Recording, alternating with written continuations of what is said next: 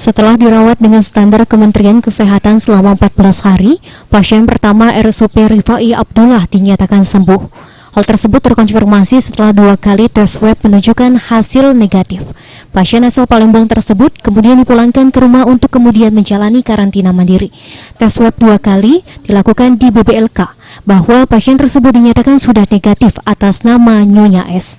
Dalam keterangan persnya hadir dokter penanggung jawab Dr. Amrizal dan Direktur Utama RSUP Rifai Abdullah Subaidah Elvia. Ini dapat kita pulangkan, dapat kita rawat jalan, tetapi dengan standar bahwa di rumah pasien kita ini masih dalam isolasi atau karantina selama 14 hari dengan tetap memakai masker, kemudian menjaga jarak dengan keluarga dan selalu mencuci tangan.